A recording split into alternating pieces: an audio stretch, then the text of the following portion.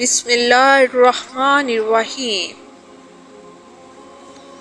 السلام علیکم ورحمۃ اللہ وبرکاتہ۔ آج کی ویڈیو حضرت علی کا واقعہ۔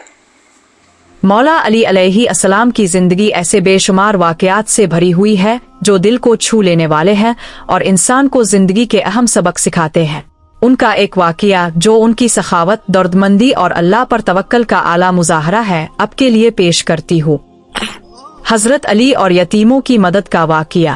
مولا علی علیہ السلام بجھا ایک مرتبہ مدینے کی گلیوں میں رات کے وقت گشت کر رہے تھے۔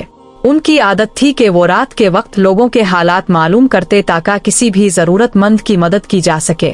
ایک دن انہوں نے ایک گھر سے بچوں کے رونے کی آواز سنی۔ مولا علی علیہ السلام شیر خدا رک گئے اور دروازے پر دستک دی۔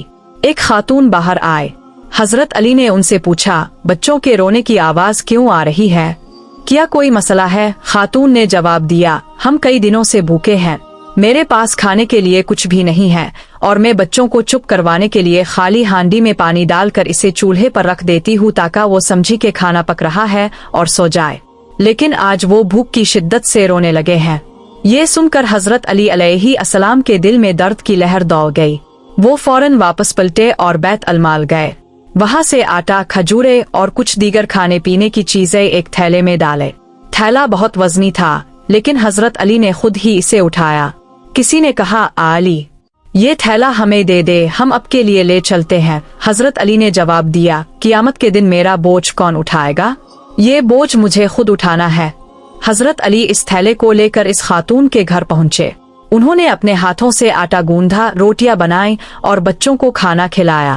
بچے کھانے کے بعد خوشی سے کھیلنے لگے۔ یہ منظر دیکھ کر حضرت علی کی آنکھوں میں آنسو آ گئے۔